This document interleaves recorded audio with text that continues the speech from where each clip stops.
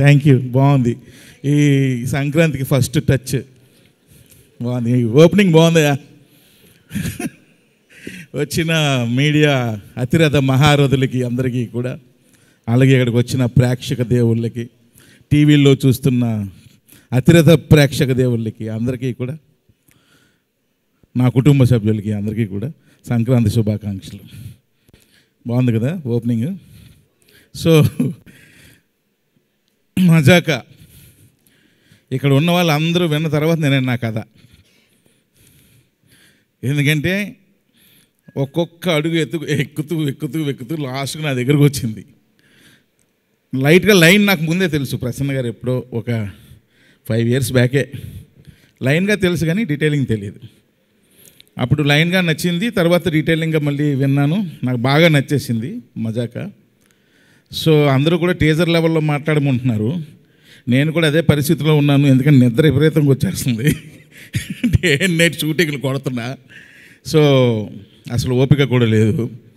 మజాకా గురించి సింపుల్గా చెప్పాలంటే, అగా ముందని కూర్చున్నారు కదా ఒక 2 couples, వాళ్ళు చేసే మజానే సినిమా.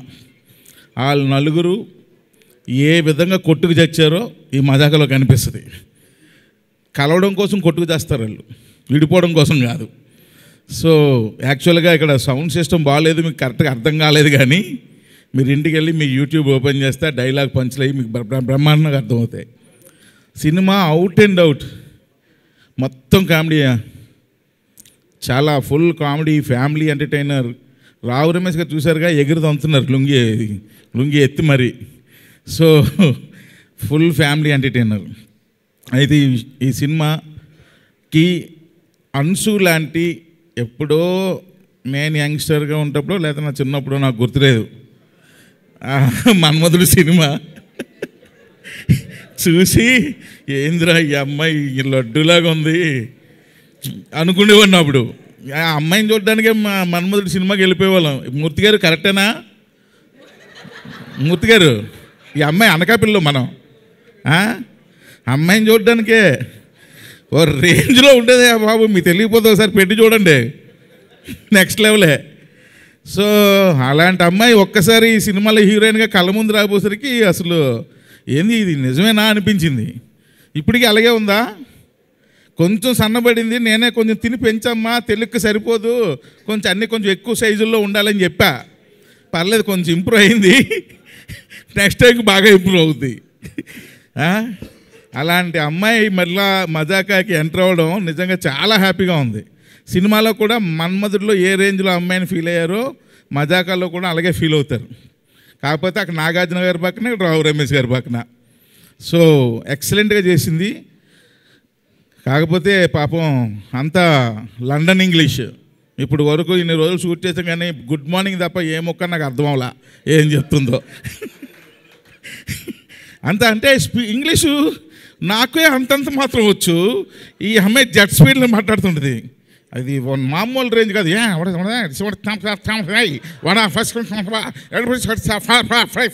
అంటుంది. ఏంట్రా ఏం చెప్పింది ఈ అమ్మాయికి? సీన్ ఏం చెప్పాలి?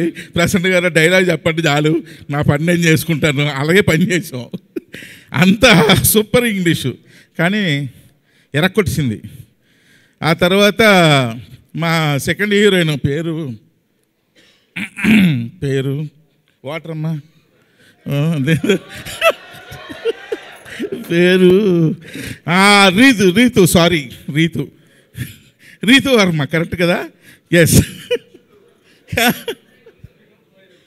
రీతు వర్మ. సో రీతు వర్మ ఎలా సెలెక్ట్ చేసామో తెలుసా అబ్బాయిలు? ఈ అమ్మాయి ఎలాగ ఉండాలండి అన్నారు ఎవరు, రాజదండ. కొత్త గోప్ పగిలిపెట్టేట్టు ఉండాలండి, అలా ఇలా చూస్తే ఏదిరా ఇదే కొట్టేటట్టు ఉంది కదరా అన్నట్టు ఉండాలండి అని అనుకొని అప్పుడు అమ్మాయిని సెలెక్ట్ చేసాం. అంతేనా? ఏదో చెప్పు, అంతే, కరెక్టే. సో నిజంగానే ఈ అమ్మాయి పేరు, నేను జోక్ చేయట్లేదు, నిజంగా ఆ పిల్ల పేరు నాకు గుర్తురాదు కరెక్టే కదా? కరెక్టు. అందుకే కారణం సార్. So excellent. కానీ ఇద్దరు చూడండి తాటి చెట్లలాగా ఎంత పొడవున్నారు హీరోయిన్లు ఇద్దరును. ఎందుకు సెలెక్ట్ చేసాం? వాళ్ళిద్దరికన్నా పొడవుకున్నాడు మా హీరో సందీప్ కిషన్. సో సందీప్ గారు ఎన్నోసార్లు సందీప్ గారు నేను సినిమా చేద్దామని ఎప్పటి నుంచో మేము వయసుకు వచ్చాం సినిమా అప్పటి నుంచి. ఆ తర్వాత అలాగ భగవంతుడి దయ వల్ల ఒక్కొక్కటి స్టెప్ బై స్టెప్ ఎత్తుక్కుంటూ వెళ్ళిన తర్వాత మరలా ఈ సినిమా సందీప్ గారు అడగని ఒక్క క్షణం కూడా ఆలోచించలా. ఎందుకంటే పాపం ఎన్ని సంవత్సరాల కళ అయింది సినిమా చేయాలని. సో ఈ టైంలో నేను నో చెప్పడం కరెక్ట్ కాదనిపించింది. నేను ఒక గుడికి వెళ్తుంటే రావు రమేష్ గారిది ఒక సింగిల్ పోస్టర్ పడింది, ఒక సోషల్ మీడియాలో చూసా. రమేష్ గారు హీరో అయిపోయారు సార్ అన్న. అప్పటికి ఇంకా ఈ సినిమా గురించి ఆయనకు తెలియదు, అంటే సినిమా గురించి తెలుసు, నేను చేస్తానని తెలీదు. అవునా సార్ అంటే అవును సార్ హీరో అయిపోయారు, మనం సినిమా చేస్తున్నాం సార్. ఆ గుడి దగ్గర నుండి ఫోన్ చేశా, చాలా హ్యాపీగా ఫీల్ అయిపోయారు. సో ఎనీహౌ ఈ మజాకా సినిమా నిజంగా ప్రసన్న గారు ఇందాలు చెప్పినట్టు అదే దాని అంతటా అదే వెళ్ళి అందరినీ పిక్ చేసుకుంది. రమేష్ ఇట్రామ్మా, లండన్లో ఏం చెప్తాను ఇట్రా, నువ్వేంది నీ గోలేంది ఇట్రా అని చెప్పి సందీప్ గారిని అందరినీ ఒక్కొక్కరిని పిక్ చేసుకొని అది మజాక లాస్ట్ అండ్ ఫైనల్గా ఎక్కడరా నా కొడక అని చెప్పి నన్ను ఒక్కడిదాన్ని గేమ్లోకి తీసుకొచ్చింది. సో ఎందుకంటే అందరికన్నా మజాకా ప్రాజెక్ట్లోకి లాస్ట్ వచ్చింది నేనే. సో అలా ఈ సినిమా స్టార్ట్ అయింది. తమ్ముళ్ళు చెప్తున్నా, ఏమి ఎగురుతాయి? సీట్లు ఎగురుతాయి.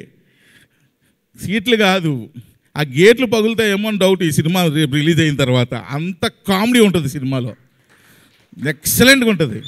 ఎవ్రీ సీన్ ప్రసన్న గారు ఎరక్కొట్టేశారు, డైలాగులు ఒక రేంజ్లో రాసేసారు ఆయన. సో ప్రతి సీను అది ఇదని లేదు. అలాగే ఎమోషనల్ సీన్స్ కూడా రావు రమేష్ గారు, అంశు గారు ఒక సీన్లో యాక్ట్ చేశారు. అలాగే రావు రమేష్ గారు, మా పేరు మర్చిపోయాను, ఏం పేరమ్మా, కొంచెం రీతు గారు అసలు ఎక్సలెంట్గా యాక్ట్ చేశారు. అలాగే మదర్ సెంటిమెంట్లో మా హీరో ఫైట్ ఉంటుంది, ఫైట్లో ఏడుపు వస్తుంది, అలా చేశాడు, ఎక్సలెంట్గా చేశాడు మా హీరో. సో కాబట్టి పర్ఫార్మెన్స్లో ఎవరికెవరు తగ్గలేదు మూర్తి గారు. నన్ను ఇన్వాల్వ్ చేయొద్దు త్రినాథరావు గారు. ఏంటి మూర్తి గారు, నన్ను ఇన్వాల్వ్ చేయొద్దు రావు గారు అంటున్నారు ఆయన. మూర్తి గారు ఎవరిలో మర్చిపోవచ్చు కానీ మిమ్మల్ని మర్చిపోకూడదు, ఎందుకంటే మీరు నేను ఒకే ఊరోళ్ళం. కాబట్టి సినిమా ఫుల్ ఫ్యామిలీ ఎంటర్టైనర్. అలాగే మన నిజార్ నేను లోకల్ ఎంత అందంగా ఉంటుందో లడ్డూలాగా, ఈ సినిమా కూడా అదే విధంగా లడ్డూలాగా ఉంటుంది. బ్రహ్మాండమైన ఫోటోగ్రఫీ. ఇంకా భీష్మాచార్యుడు, మా పూజ్యుడు, మా ఆద్యుడు సాయి కృష్ణ ఆయన. సో వీటన్నిటికీ మించి ఈరోజు రాజాదండ, నాకు రాజాదండ అని ప్రసన్న గారు పరిచయం చేశారు. బట్టి విక్రమార్కుడు అంటారు కదా, అలాగా 2 నెలలు తిరిగాడండి మా ఇంటి దగ్గరికి. పాపం 2 నెలలు ఎదురుంటే కాఫీ షాప్కి రావడం, ఫోన్ చేయడం, సార్ ఒక్కసారి మాట్లాడాలి సార్, ఒక్కసారి మాట్లాడాలి సార్. ఆయన ఓపిక నిజంగా చెప్పుకోవాలి. సో అంత ఓపికగా ఈ ప్రాజెక్ట్ ఎలాగైనా సరే త్రినాథరావుతో డైరెక్షన్ చేయించాలని ఆయన పట్టు వదలని విక్రమార్కుడు తిరిగాడు. నిజంగా ఆయన కష్టానికి తగ్గ ప్రతిఫలం కంపల్సరీ మజాకా మీకు ఇస్తుంది సార్. మీ బ్యానర్లో మీరు ఏ విధంగా అయితే పెద్ద డైరెక్టర్తో సినిమా చేయాలని కలగన్నారో, అలాగే ఒక పెద్ద సినిమా మీ బ్యానర్లో ఇది మిగిలిపోద్దండి. డెఫినెట్గా మీరు ఒక పెద్ద ప్రొడ్యూసర్, దిల్ రాజు అంత ప్రొడ్యూసర్ అవ్వాలని మనస్ఫూర్తిగా కోరుకుంటున్నాను. అలాగే అనిల్ గారు లేరు. సో అనిల్ గారు కూడా ఈ సినిమా ఎప్పుడైతే త్రినాథ్ చేస్తాను అన్నాడు అనగానే ఉదయాన్నే ప్రసన్న గారిని నన్ను వాళ్ళ ఇంటికి పిలిపించారు. చాలా సంతోషం, హ్యాపీగా ఫీల్ అయిపోయాడు ఆయన కూడా. ఇంకా మళ్ళీ ఎంత చెప్పకపోతే మళ్ళీ ప్రాబ్లమ్స్ వస్తాయి, మీకు అర్థం కావట్లా. జీ స్టూడియోస్ కూడా ఉంది, మళ్ళీ జీ స్టూడియోస్ కూడా ఇప్పుడు ప్రొడ్యూసర్స్. అలాగే లియోన్ జేమ్స్ మంచి పాటలు ఇచ్చాడు. ప్రీ రిలీజ్ ఈవెంట్లో గట్టిగా అరుద్దాం, అప్పుడు మాట్లాడదాం ఈ సినిమా గురించి. సో ప్రతి ఒక్కరు కూడా ఈ సినిమాకి మీ ఫ్యామిలీస్తో అందరితో వెళ్తారు, 100% గ్యారంటీ. February 21 మీ ముందుకు వస్తుంది.